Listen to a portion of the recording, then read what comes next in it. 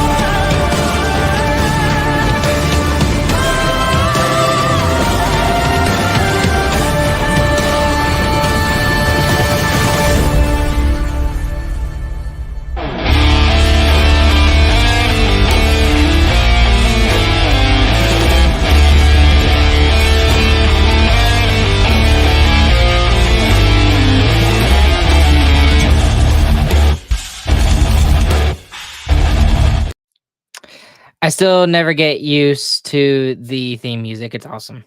Welcome back to Starcastic Remarks. Alongside Chris and James, my name is Ryan. We are the official Dallas Stars podcast of beating the crap out of Colorado. We love doing that here tonight. Dallas Stars win a very dominating, convincing Game 4 win in Denver by a final score of 5-1 tonight. They now lead the series 3-1 after Colorado takes a 1-0 series lead. The Stars have won the next 3. Now, tell me where you've heard that before, guys. It seems like this team is bound and determined to lose every single game one, but they end up finding a way to win the series, you guys. There is a ton of stuff that we're going to talk about here in just a second. We'll get to the biggest thing that happened before the game even started, obviously. But thoughts on the game? How are we feeling right now? I mean, that's probably the best all-around game that the Stars have played in the playoffs. I mean, dominated the best offense in the league defensively. I mean, they had no space, no time. McKinnon barely looked dangerous. His best chances were from outside the faceoff dots. Makar was non-existent in this game. Incredible by the defensive players of the Stars. And the only goal that comes from the Avalanche is a death goal from Middlestad after one bad play in the defensive zone. And that's all they get. They get one goal. I mean, it's hard to beat the Stars when you're scoring one goal a game. And I don't know if the Stars are doing this to this offense, what team is going to be able to score on them? I mean, it just seems like the Stars are unstoppable right now. Yeah, this game in terms of a playoff game was honestly depressing for me. I mean, it's exactly what the Stars want on the road. Not let the crowd get into it. Never gave them a chance to get into it. The one goal they had was at like towards the end of the second, and then it was just back to the same stuff that the rest of the game was. I mean, it was just constant control of the puck, constant like you said, Chris, no space at all. So lots of good things to talk about, lots of some sad things, and also some potential scary things. going forward from this game tonight. Let's talk about the biggest thing here this evening. Uh, bombshell absolutely dropped an hour before puck drop. Val Nichushkin is now suspended by the NHL and the NHLPA both for a minimum of 6 months. And he is now in phase 3 of the player assistance program, and there are rumors of some things that and why he's back into that phase 3. And if you know what I'm talking about, you know what I'm talking about. I mean, that I didn't even hear about that at all. I was at my high school band concert with my kids, and I turn on the radio and I hear, you know, Ralph and Razor, Josh and Razor just drop that. I'm like, oh my goodness. I don't think I've ever heard of anything like this in the NHL before. Yeah. What's crazy is that no one really heard it much sooner than you did. I mean, the news was released like an hour and a half before that. So it's very short notice. It was shocking for everyone. I can't imagine what it was like inside the Avs locker room. Yeah, that's got to be a hard thing to come back from. And obviously, they weren't able to do it first period. I mean, credit to the Stars. They dominated them, didn't give them any space, controlled the game offensively, but there wasn't much of a pushback from the Avs in that first period either. The shots were 14-2 after the first. Yeah. And Georgiev was standing on his head. Should have been 3-0. Yeah, he was. That first period. So to be completely honest with you, okay, this is exactly what I'm thinking over here. James with the perfect comment. I hope he can get clean and stay clean. You hate to see relapsing. Yep. If that's what it is, I don't wish that on anybody, even Val Nichushkin. I mean, I really hope he gets the help that he needs, and that something like this doesn't happen for him again.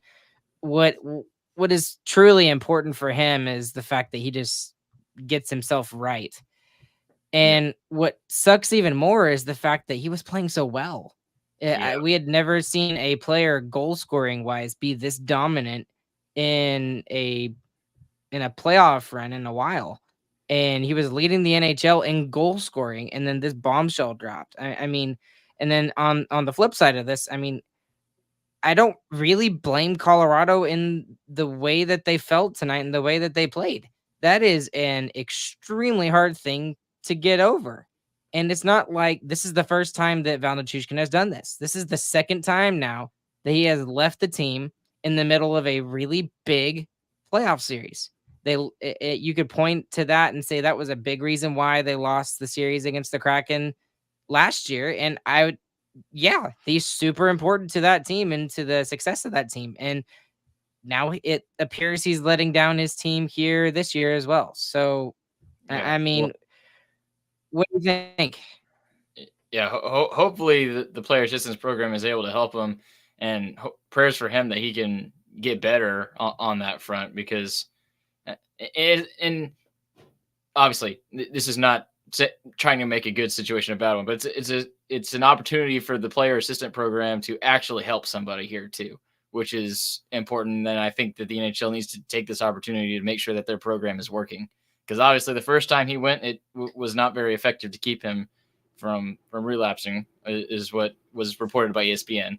So that needs to work in Nichushkin's favor, and prayers for him to be able to figure that out first and foremost. Couple of comments over here. It's just speculation, but you got to think that there might be something about this.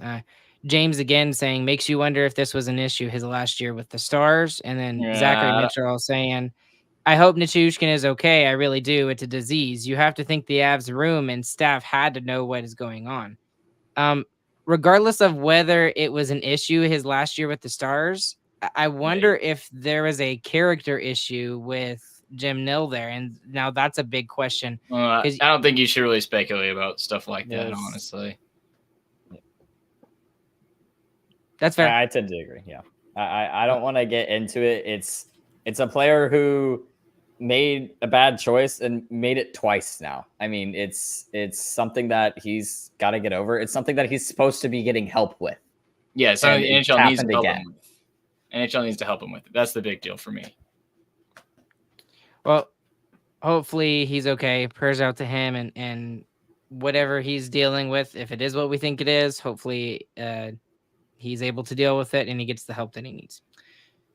Anyways, let's talk about the actual thing, the hockey game that happens here tonight, because despite all the giant things that happened in before tonight's game, the Stars played a ridiculous game. I mean, regardless of the out of the off ice stuff, I think the Stars would have won this game even with those players in the lineup here tonight. They played a perfect road game, and not only did they play a perfect road game in Game 3, they they amped up that pressure that they had in Game 3, and it's now just absolutely ridiculous what they did here in Game 4. They were all over the Avalanche the entire night, and the crazy thing about it is there was no hindrance to the defense when they were including more of those offensive pressures that they had in this game here tonight. It was just complete and utter domination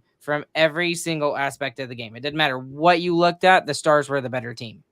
Yeah, and even after a successful Game 3 defensively, this game was even better somehow. I mean, Game 3, they still had a lot of good chances, and the advanced analytics showed that to be true. They still had got shots in high-danger areas. They had no shots in high-danger areas tonight. I mean, they were fully in the perimeter. They had nothing in the middle of the ice. It was just a great defensive effort by the Stars. And to play that well defensively, and they still score 4 goals. Like, it doesn't matter if you're the best offense in the league. I mean, if you have a defense like that and they're still producing, I mean, there was no beating the Stars tonight. They played a perfect game. And it helps when 2 of the Avalanche's 2 best offensive players. I mean, that's Nichushkin and Taves both are ridiculous offensive powerhouses for them. When I talk about star power, that's like 2 of their 5 players who they always rely on every single night. And taking both of those out, I mean, you're narrowing it down so much. It makes it so much easier to shut down McKinnon and McCarr. It was easy in terms of what it was like the other last game. Yeah, you're taking out 50 minutes of skating time. You're basically taking out for us the equivalent of Johnston and Harley. I mean, think about Johnston doesn't play as much as Nichushkin did, and that's true too. That's true too. So, okay, so talking about this game, the biggest storyline, and he continues to do it. And now we're starting to hear the rumbles of the Conn Smythe for this player, Wyatt Johnston. He turns 21 years of age literally in 12 minutes at the time of recording, at least in the Central Time Zone. And he is phenomenal. We talk about the phenomenator. We need something for Wyatt Johnston here. Johnston is going to get paid a ridiculous amount of money when he's done with this contract. What he is doing in these playoffs is bar none just fantastic. I have never seen anything like this from a Dallas Stars player. And I've been watching hockey for an extremely long time. I watched Mike Modano, Brett Hall, all of these fantastic guys that we look to, in the past and when we won the Stanley Cup. There is an argument there that Wyatt Johnston is starting to create a legacy for himself that is above all of those players. And I don't think it's an argument at this point if he can keep up this level of offensive play and defensive play for that matter. He's just the perfect two-way player for this team right now. I think the bigger thing for me really is how good he's been in the playoffs specifically. I mean, you can be as good as you want in the regular season. You can point to the Maple Leafs for that. There's tons of players who are ridiculous and just score tons of goals in the regular season. And it gets to the playoffs and it dries up a little bit. And that's just not the case for Johnston. And it was in his rookie year and now it's in his sophomore year too. He's as good in the playoffs as he is in the regular season, which is a really hard thing for a lot of players to say. He's better this year in the postseason than in the regular season. I mean, he's probably playing maybe as good as he was when he was on his hot stretch in the regular season. But the fact that he's doing it right now against the hardest teams in the most important times and scoring the biggest goals. I mean, he is ridiculous right now, and he's having a huge impact in other ways on the ice too. All the assists, all the forechecking pressure that he's having. Same with Stankoven, his ability to forecheck so hard and be such a presence on the ice is such a big deal from these two young guys. It's really incredible. And I mean, this is looking way too far in advance, but Stankoven's having the thing that Johnston had last year during the postseason. Like we're all saying, yeah, Johnston's playing great last year, playing good, just can't produce. But you know what? That's fine. He's a rookie. I mean, Stankoven's kind of doing the same thing right now. Maybe his year is next year.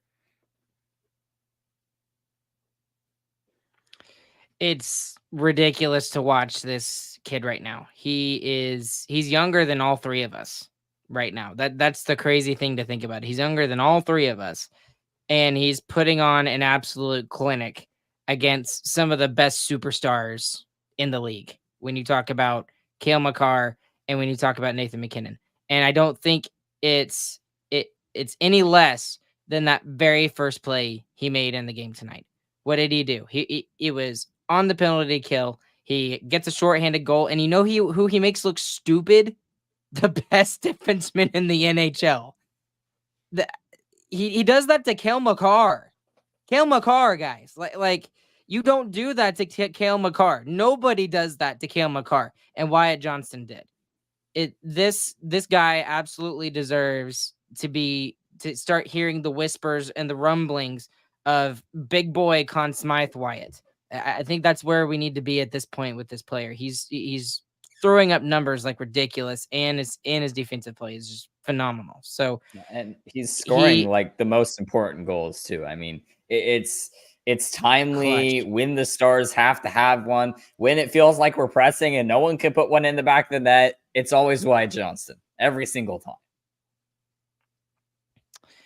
So moving on from that, we need to talk about a couple of injuries here in the game here tonight that could be of significance to the Dallas Stars. So first off, we say Roope Hintz go down in the second period. He takes a block shot, which a lot of people originally thought that was going to be the reason why he was injured, but then it came out that it was an upper body injury. So I don't know what we'll see at a Roope Hintz. Hopefully he's okay, and that they just kept him out despite the injury. And then we saw that really awkward hit that Chris Tanev took on Ross Colton. I don't think that was a dirty hit whatsoever. I think that was just it was a freak accident there. But nonetheless, it was a hard hit. It wasn't an accident. It belted him. Well, I mean, the way he got hit was an accident. Ross Colton wasn't trying to intentionally injure Chris Tanev. And to answer your question, Ricky Spanish, he stayed on the bench. He did not leave, but he did not play another shift after that hit. And maybe Not like I don't he know needed to.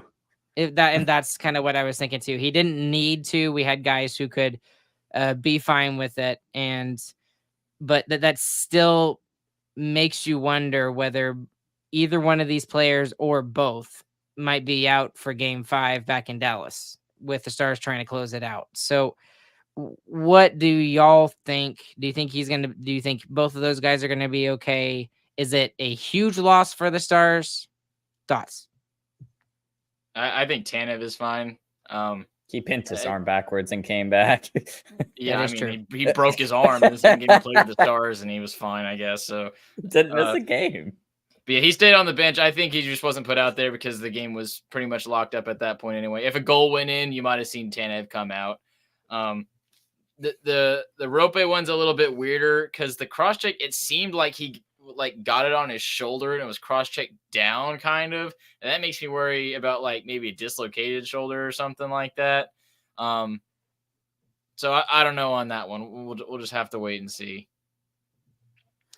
Makes me wonder about some of the depth in the AIHL for the Dallas Stars maybe making their appearance here in Game 5. Yeah, and by the when way, I'm talking, Texas Stars lost their series, so there's no real reason to keep people down there right now. So lots of people are thinking that we're calling up Borky and some defenseman. We'll see. We'll see who it is.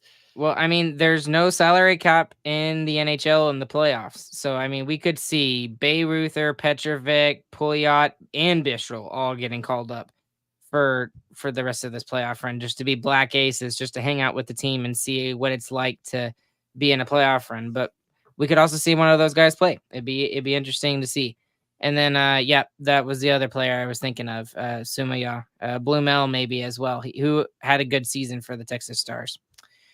Okay, another talking point I wanted to go with here tonight, you guys, is the fact that for 3 straight games now, the Dallas Stars have completely shut out the top players for the Colorado Avalanche. And we talked about this 2 games ago. I forget if I talked about it with you, Chris, or with you, James. But we talked about which team is going to emerge from this. Is it going to be the depth of the Dallas Stars roster and the fact that, yeah, they've got some really good players all over, but they don't have a bona fide superstar that's a superstar all the time?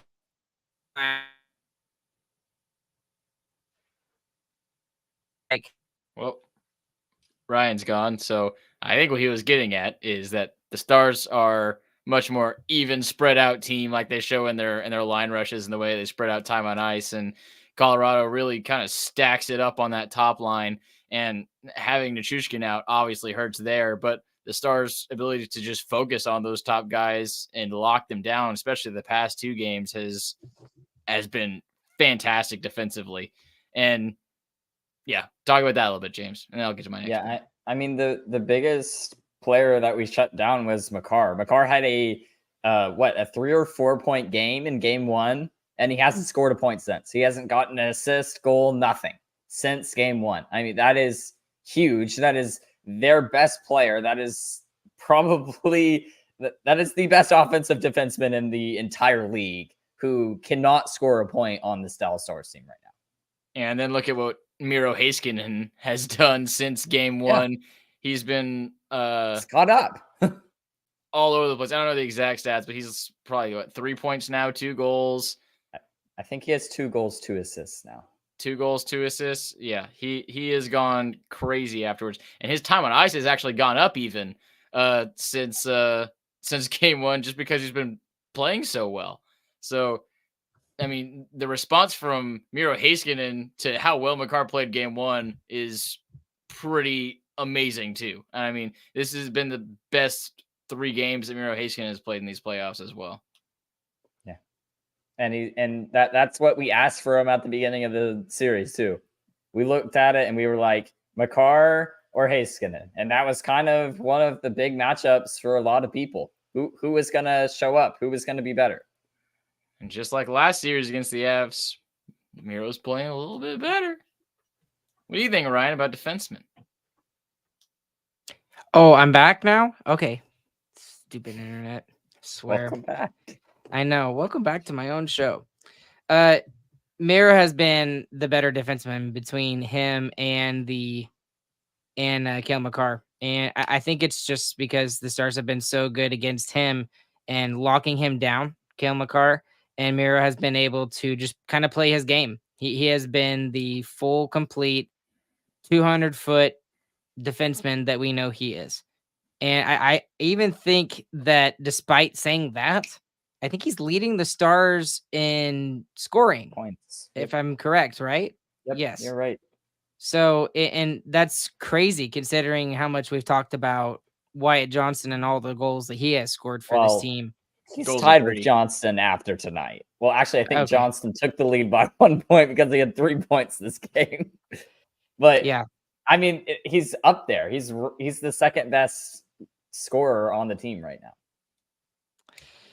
Man, it's just so much fun to watch this team right now. And if they keep playing like this, guys, I don't see a team that can beat us. And the thing that we're seeing now that's really nice about this is they are doing it consistently. We saw this in 2 games against Vegas, and when we were down 2-0 and all seemed like loss. And I'll be honest, I was hopeless, but I was still thinking that this series was far from over and they still had a chance. And then we saw it here in Denver in game 3 and 4. And you saw it the first 2 periods, game 1 too. The Stars have gone this whole series. They've yet to trail for any game time. I mean, it seriously is. It's one collapse and one period is the only reason this series isn't over. The Stars are playing fantastic right now. I mean, they are rolling. But before the game even started tonight, we led more in this series than we did in the Vegas series. We have not trailed. We have not trailed for a single second in this series. That's what I said. That's crazy. I know, but like it needs to be said again. It needed to be said again because game that's 4. crazy. It's the end of game 4, and the Stars have never trailed. And you know the thing that makes me feel even weirder about this is I talked about this. I didn't really talk about this on the podcast, but I talked about it with some other Stars fans, and the fact that I said this series is either going to be done in like very quickly, and the Avalanche are going to end the Stars, or it's going to go to Game 7, and that's the way that the Stars are going to win it. And I was wrong on both aspects. I thought the Stars were going to have to. Looking like you might be wrong. Okay, looking like I might be wrong. Right. Okay, and it just seems crazy to me that this is where we're at right now, and the fact that the Stars are at 3-1 against the defending Stanley Cup champions from 2 years ago, and we're in this. I forgot who said it earlier. Dare I say we're making it look easy? This is the first. This game looked easy. Yes, agreed. This is the first game that wasn't decided by one goal sans empty netters, though, in the playoffs for the Stars. Yep. Yes. We've played a good bit of games. So, yeah, this game looked easy, but we haven't been making it look easy. But, this I mean, the going into game 5. Multi-goal game. Yeah. Going into game 5, this is exactly what you want to do when you're taking it back home. Chance to finish off the series in front of your home fans. I mean, I'm not trying to count out the Avs before the series is over, but how do you bounce back from that on the road? It's going to be tough. Yeah, that's going to be probably the hardest game for the Avalanche. I would think, because it's not just like that they have to bounce back. They have to bounce back and be better than they were in any of the previous games that they have played in already. Like the Stars should have beat them in game 1 and they came back and won. That was crazy from the Avalanche. They haven't had a chance since then. They almost came back in game 2 and they didn't because they ran out of time. But they just have never had a chance to get back in it. They've never looked like they were going to win the game. Yeah, they looked like they could win the game a few times, but it never was they're going to win the game. Agree. Brooks saying, keep humble, guys. It's hard to keep humble, but head is huge. My head is massive. Okay, here's the other thing that I even took a little bit of offense to, and I'm not even a Colorado fan at all by any stretch of the imagination, but the way that Steve Levy, the play-by-play guy, was talking about it on ESPN, he was making it sound like the series was already over, and it was the end of the second period, and I was just like, dude. There's absolutely atrocious in that game for how much we said, oh, the Stars play good. Oh, the Stars play good. The Avs played that much worse. If there was ever a game 4 that the series ended 3-1 at, and it felt like series over, it was this game. I mean, it feels like the Avs have signed the check. That's why it's going to be so tough, I think, in game 5. You have to go into Dallas, and you have to come back from something like that. Yeah. That's going to be crazy, and it's going to be hard for the Avalanche to do so. I think the Dallas Stars are going to bring their best game, and I don't think it's going to change. You're going to see the same lineup. And you know what? For the Stars, though, I kind of feel like it's really important to take care of it on Wednesday night, too. Because just like in the games, the Avs can come back and they play off momentum so much, the exact same thing can happen. I mean, you come back and you have McKinnon and Makar with each a 4-point night on a Wednesday night, then you're thinking the exact opposite. How are the Stars going to turn it around and find a way to win game 6? So it is super important for the Stars to take care of this in game 5, in my opinion, and not give them hope, because we see what the Avs can do when they get a little bit of hope, and they can get scary really quick. So you gotta keep close them out while they're down. Got to keep those top players off like you had the last 3 games. I mean, Agreed. that has been the obvious target for the Stars, and it has worked in all 3 of the games. They have 1-2 goals in the 3 games, and they scored 3 in the first one. Yeah. So if you can hold that top line off, like I said before the series, if you hold the top line off, what do they have? Casey Middlestat. That's about it. He's the guy that got the goal for them today. Tough. And the go in a cup with Middlestat. Yeah. And that's no slight at Middlestat. It's just that if that's your top scorer, then it's not happening, man. Yeah. Well, so a little bit more heat. What happened to Lehkonen? I thought he was the savior of the Avalanche. That's big heat. I'm telling you, Chris, you're gonna make so many people mad. How many goals does he have? How many? Hey, Avs fans in our comment section, where'd Lehkonen go? He didn't get suspended. That was a little much. Okay, man. Okay, but anyways, the momentum is going to be huge.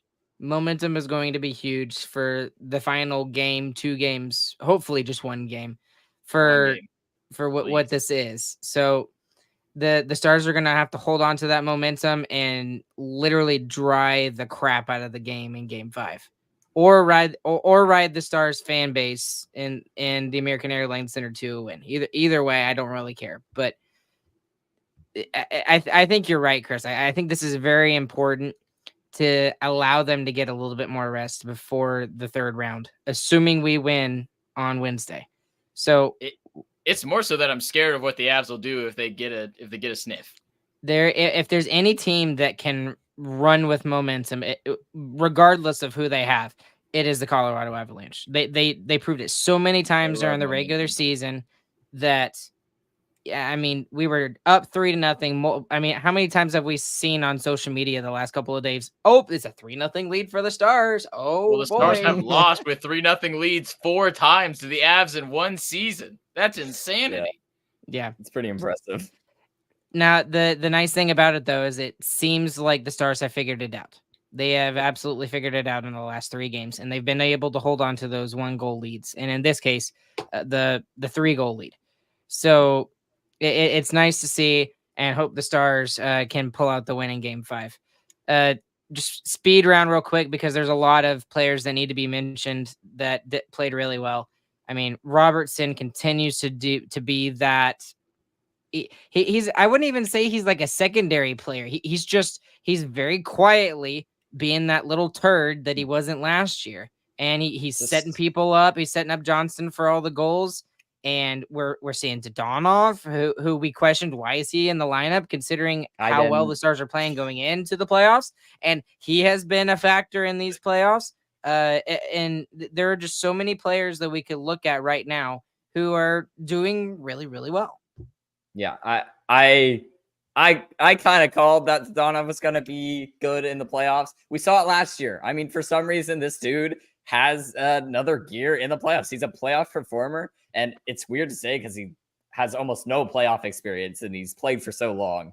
But he just does it when it has to be done. When we need it the most, he's there and he's doing it. And it's that is the biggest depth scoring for me. I mean, he has more goals than Sagan against a goaltender. Vernon Fiddler 2024. Right? No joke. I love Vernon Fiddler. He's one of my favorite players back in the day. Robertson. What have we all seen from Robertson, especially the last 3 games? Good, more physical. Rock. Yeah. His scoring is going to come later when we need it. The stupid thing is, Chris, he's still like I think he's tied for second. He's tied for second in points. I mean, and we're talking about him. Yeah, we're talking about him like he's not even here. Like he's so good at doing that. But that's what Robo does it. Yeah, but that's what he did in the regular season this year, right? He leads the Stars in points, and you're like, wait, what? It's just he just did it very quietly this year. That's just what he did this year, and he focused on that other aspect of his game. He had the defense down, he had the offense down. Obviously, He's focused more on the skating, and he's focused more on the snarly side of the game. And he's been rounded out into this really, really good 200-foot player. So, and that you can't ask for any more from him. So, Jamie Battery's run Ben. out, boys. Biggest winner, biggest loser. Okay. Go, somebody okay. go. I announced. I'll still biggest winner. Wyatt Johnston is obviously the biggest winner. I mean, the dude has a 3-point night. I just want to.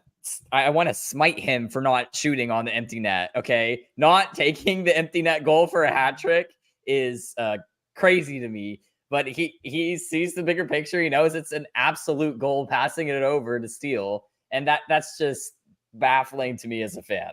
I mean, he could have had a power play, shorthanded, and then an empty netter for a hat trick, and he passes it away.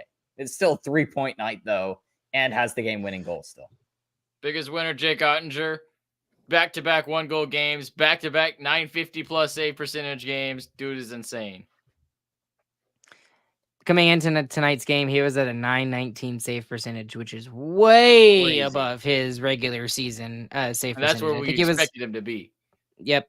And, at the very beginning, we were a little questionable about how he was gonna do. But since Game 3 of that series against Vegas, he has stepped it up, and he has gotten a lot of help, obviously, from his defense. But when the defense has broken down, he has been there to kind of be the security blanket, make sure nothing gets behind. So anyway, I'm gonna give the biggest winner, and someone actually already stole it. James is on top of with the comments here tonight. Jim Nill is the biggest winner tonight for the Dallas Stars, in my opinion. They talked about it numerous times during the broadcast, and they even threw him up there on the screen. This team is just the perfect blend of veterans, young guys, and leadership. I mean, great goaltending, everything. And he is responsible for putting it together. Yes, he's got his scouting department that helped him out. Yes, he's got his pro scouts that helped him out. Yeah, he got some good deals, especially with Duchesne at $3 million. But he's the one that put the whole thing together. So he's the biggest winner for me tonight, because this is exactly what he envisioned from last year to this year, and the fact that it's a fully complete team. So biggest loser. Main game camera operator. We Yeah, didn't even see the seriously. third Stars goal. Are you Yeah, kidding? okay. Stop Okay. zooming in if you don't even know where the puck is. Okay, Did yeah. this guy from a football field? I don't think I've ever complained about this before, but I'm 100% in agreement with you, Chris. Like, I can't think of another game where I was like, the cameraman is the biggest loser. I don't know. You've never seen it before because it's not hard. You pan it back and forth. It is the easiest thing to do. I saw him loose the puck 3 times on the same shift. Right. Like, it's the easiest camera to operate. You don't even have to guess what to look at. Look at which zone the puck is in. My goodness. I mean, honestly, I feel bad. I hope that guy's fired, or he's put in a different sport, moved off that camera, something. He does not. That's not your job. Somebody get him a mentor.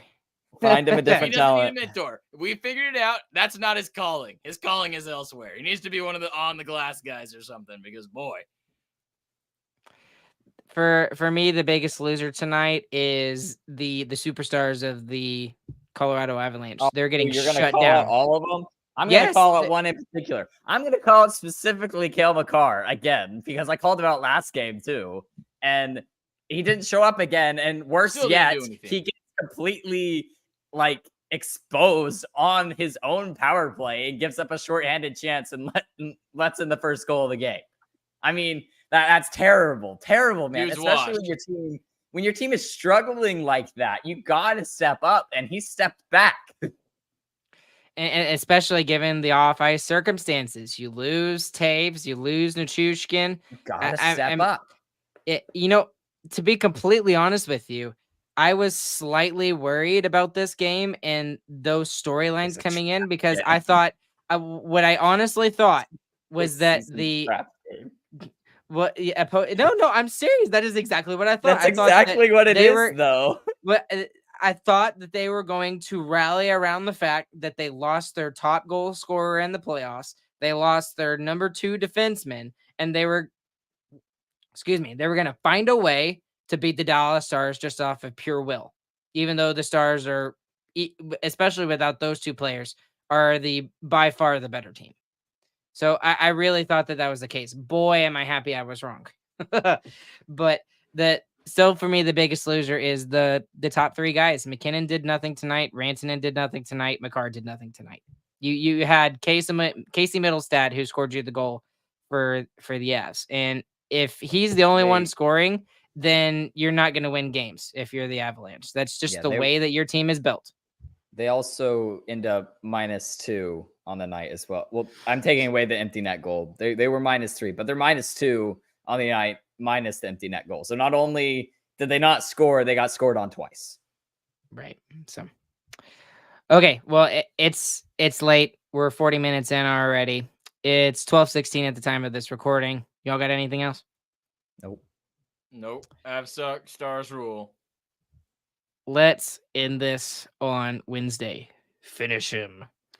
Thank you guys for tuning in here this evening. 193 guys. 193 here tonight. We really appreciate everyone tuning in. There's more of you who are listening afterwards.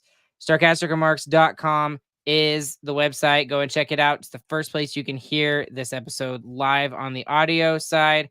And as always, if you're on YouTube, click like, subscribe, leave us a comment. Even if you are an Avalanche fan, which there have been more Avalanche fans here in the comment section on YouTube the last couple of games, and we've loved it. I've absolutely loved it. And hope you guys we'll catch you guys on the flip side. Hope you guys have a good, fantastic morning, afternoon, evening, whenever you guys are listening. Chris, do us a favor and please take us out.